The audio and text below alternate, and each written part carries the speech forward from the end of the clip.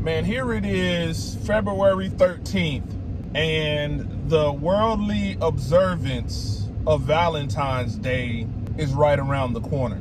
Man, today you're going to realize that a lot of people, even believers, are simply lost in the simulation. Let's talk about it.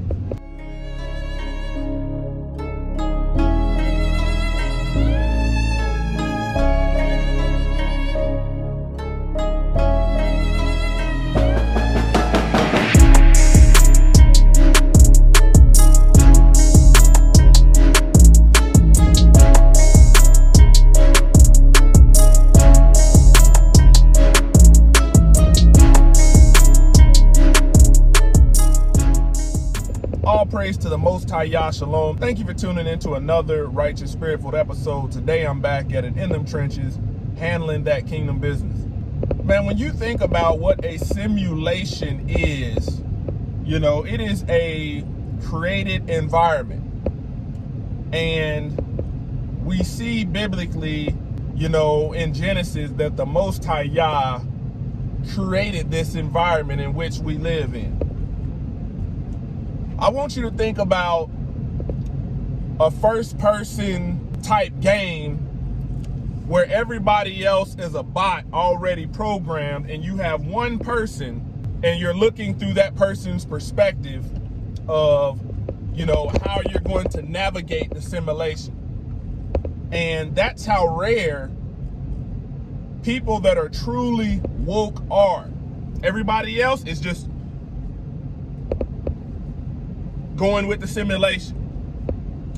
In this created environment, man, think about, where does Hasatan, where does Satan have dominion at? Where does Lucifer have dominion at? On earth, right? Okay. So why is it that Valentine's Day is considered a Christian observance? And Christian doctrine would tell you that Christianity is a monotheistic religion, meaning one God, the worship of one God. But I want you to do this, because you're going to realize what I'm saying if you go back and fact check this. Man, go look up the origins of Valentine's Day. Go look up the deity behind Valentine's Day. Go look up the gods or goddess behind Valentine's Day. And you're gonna realize that the Roman Catholic Church is nothing more than a system administrator in the simulation. You got people out there that claim that they love God and they never call him by his name, and they're just as lost as can be in the simulation. When you put the truth and the evidence in front of somebody and you lay it out and they reject it, I'm telling you, man, you are looking at a bot. You are looking at somebody that's lost in the simulation. And this Sabbath day teaching, man, I'm going to talk to you about, how few it is of people that will escape the simulation, i.e. the world. Let me drop another nugget on you. Man, out of the dirt, man was formed. Man, the only thing about your being right now that is immortal is your bones. Your flesh, man, you give that a good year, 2 years of decomposing, and that's all gone. Only thing left is your bones. Man, there are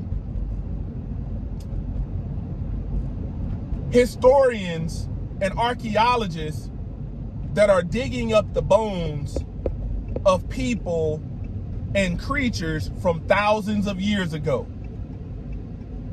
Thousands of years ago. Flesh is gone.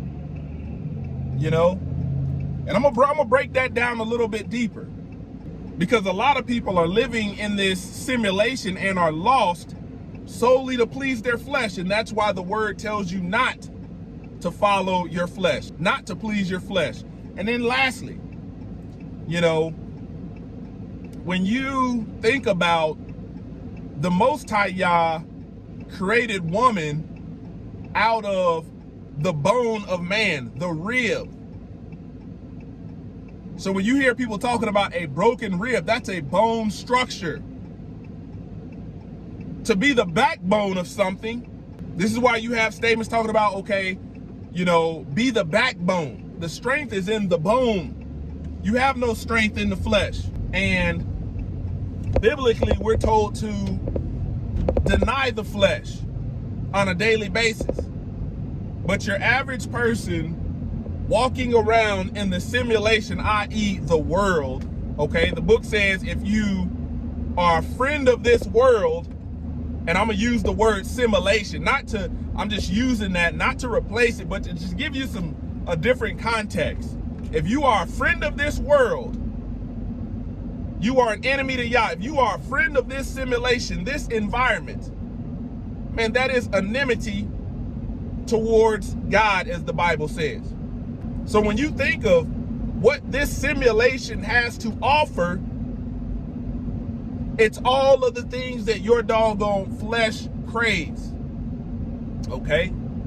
So tomorrow, you're going to see it's just another day that will prove to you of how many people are lost in this simulation. People that don't care about what the Bible says, but yet through religion, they have been taught to regurgitate certain things that sound religious. But the book tells you, these people honor me with their lips, but their heart is far from me. So you have a lot of lip service worshipers in the simulation.